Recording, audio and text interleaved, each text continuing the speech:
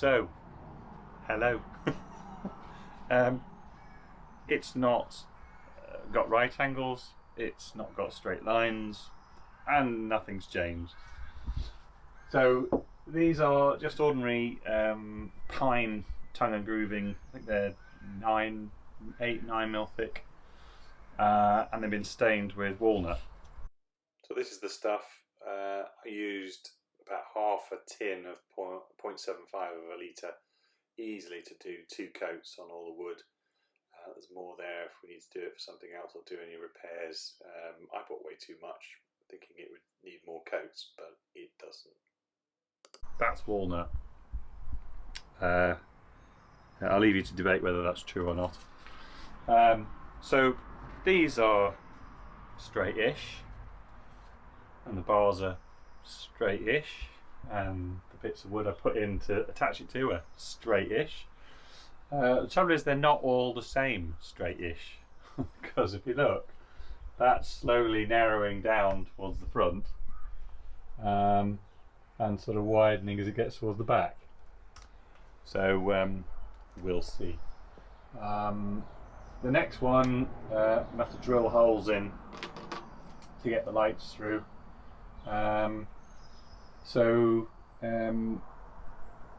These are the clips I showed the other day. They're really strong, so you don't have to start soldering bloody wires and the connections and that kind of hoo-ha. These are the Wago connection terminals that I've used. Central one is the 3-1 I've used, but there are bigger or smaller ones for different jobs. They'll take different wires and they work really well, and they hold the wire really tightly. So we're going to drill the holes for the light cables to come through, and then keep going across, but we've got to chop. These are the longer ones, and that side is so not straight it's not funny. I started trying to shape the last board, or what was going to be the first board, but it was so wacky and out of sync that I gave up and started this side and coming back that way. And I'm hoping, if I calculate it correctly, that it's less than a board's width is the last one. So I'm hoping that where I've been hacking away at it because it was driving me nuts, I can cut all that off. We'll see. The crosses are just up because we were measuring to see where the water filler was going to go, where it's not going to go now. The awning's a tough trek, 2.5 metre by 2 metre. And the reason why it's fitted now rather than later is that I needed to bolt it through the roof, knowing exactly where the spar was so that it was strongly fixed. There are 2 brackets, one on one of the cross members just behind the window, and one actually at the bulkhead, so it's nice and tough. It's actually not that heavy. I'll put a picture up of it when it's out. So this is when we stuck it up earlier in the day. It's quite high, so 2.4 metres or something is the top of the roof, and it goes a little higher than that. Tough Trek reckon a top height is about 2.1, but I did contact them and they were happy with the fixing it a bit higher. It's just that they recognise that you'd have to have something to get up to it to be able to reach the thing. But otherwise, tough, looks good. I'm happy with it. I'm finished doing the roof now. Hi, it's Kevin.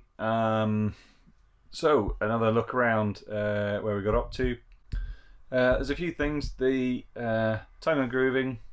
I used walnut stain, 2 coats, painted it on all separate, and then fitted it.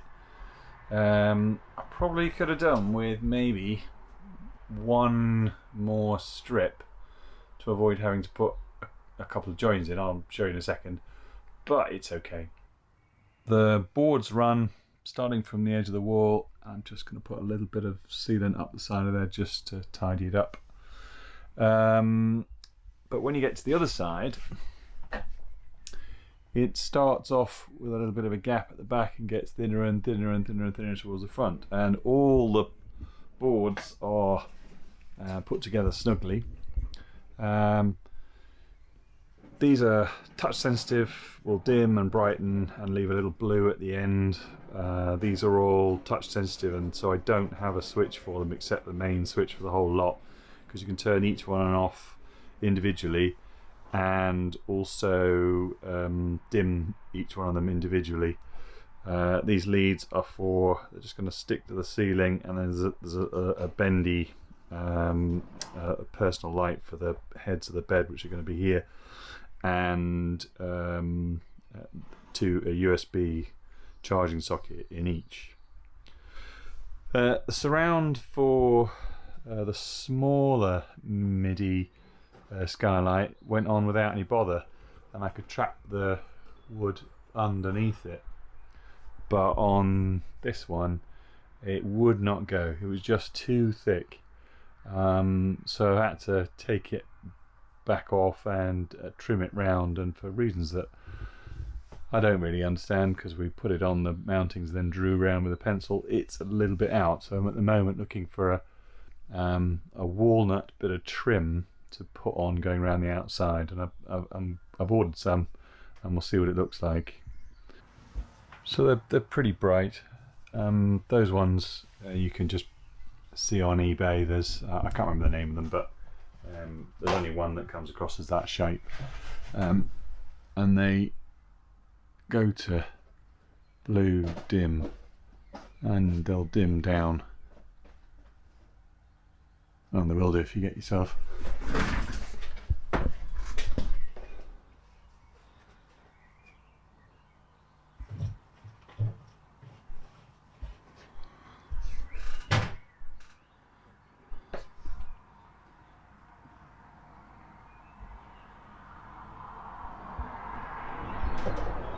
I ordered a Thetford C224 loo, and we measured and measured and measured before we did it, and it's supposed to, the cassette box, go out through there. Originally I was going to have it coming this way, and then after measuring it I thought, well, maybe it just will go underneath there.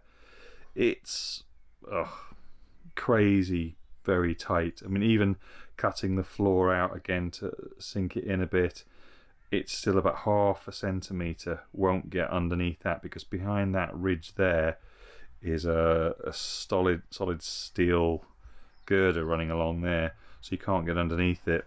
The water exit was going to be about there and would just come out at or under the hinge.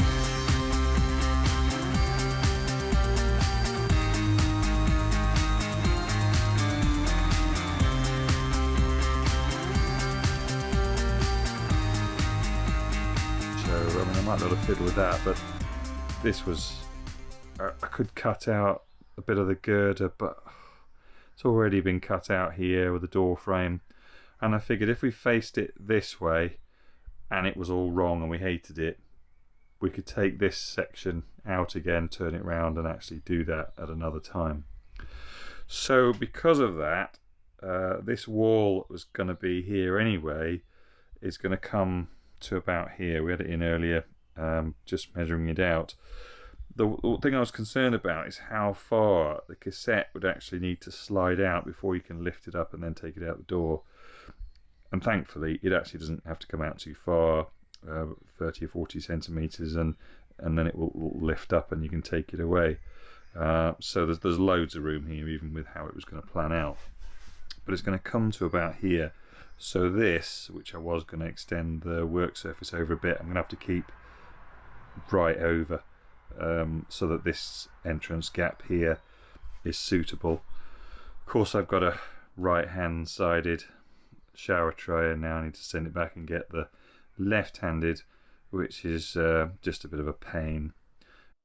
I'm going to do a thing on Railway Tools as a separate thing, but this battery came with one of them originally. Never ever get it. If you've got one, just chuck it away. It's utterly useless. I cut the rest of the frame sticking off here, but the wheel arch does fix to part of the frame round here, so that is about the limit of how far you can go before you, I think, might jeopardise the fixation of the wheel arch to the cab, and that cut in is about the opposite this, plus a little. I thought I'd use it to match up with about here.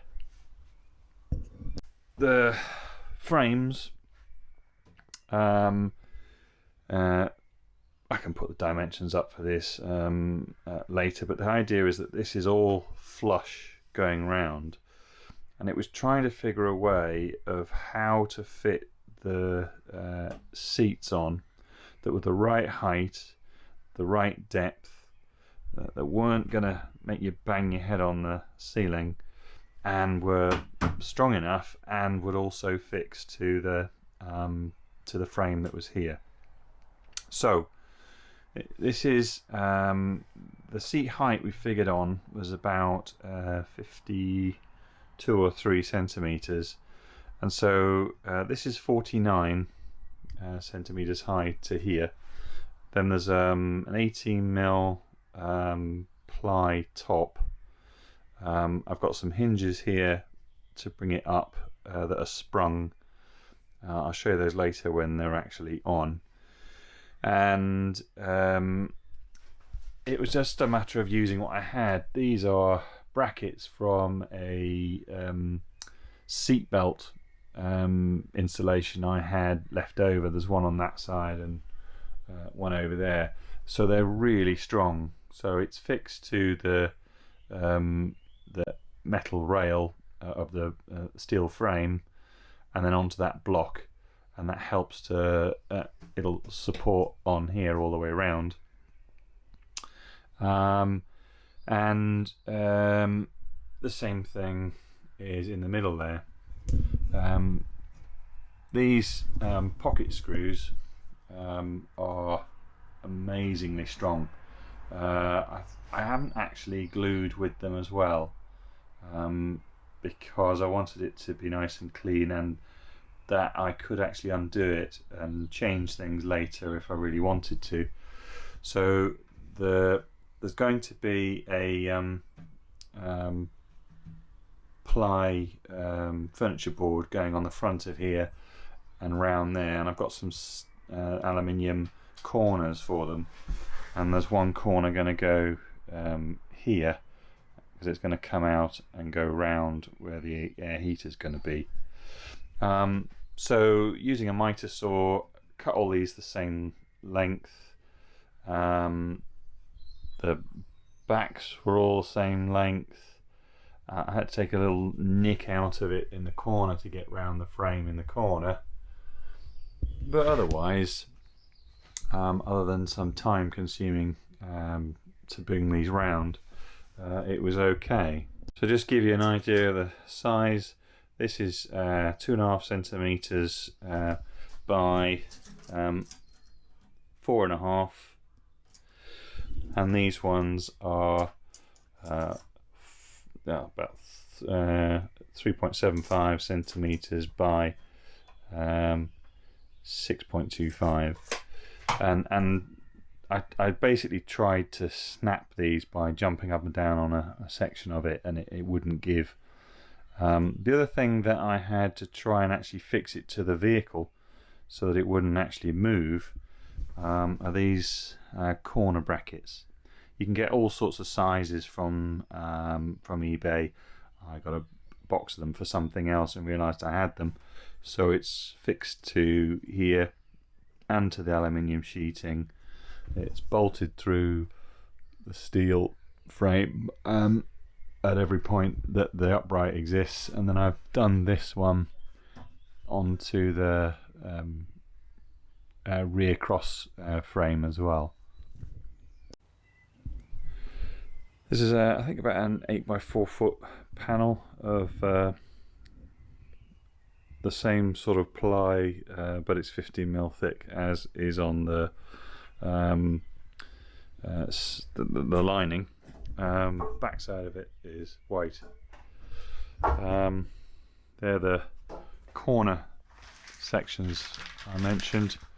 You can see they slot in either side, so I'm going to use that on the inside corner of the furniture panels on the front of the bed boxes, and that'll be the outside on the actual furniture that gets made. Ryobi, yeah, I kind of went a bit bonkers over time, but I didn't get them all together, far too expensive. But I'm not sponsored by these guys, but they've been brilliant. So the most heavily used is the ordinary drill. In fact, I've actually had to put a second chuck on it because I've worn it so much. It's about might need another one. That's pretty good for awkward places where that won't get to. Same goes with that. The multi-tool, it will pick any kind of angle to 90 degrees. Cheap blades die early, don't bother with them. I got some and they literally hit one screw and the whole thing's mashed. I got a bit of a deal on that. I don't use it very much. It's a impact driver, but there we're not. Circular saw, about to use that with the furniture panels, and I've also got a Ryobi small mini bench saw coming because I kind of lost my confidence about trying to do that freehand. Jigsaw, really good, really easy to use, fits in your hand really well. And this thing, oh blimey, it's probably the thing I've used the most. The light that comes out of that is brilliant, and it one side flexes up. You can then have one or other or both lit at the same time. You can hang it up on that. You can hang it up on the end of this as it folds out. You can hang it up sideways on that. It's brilliant.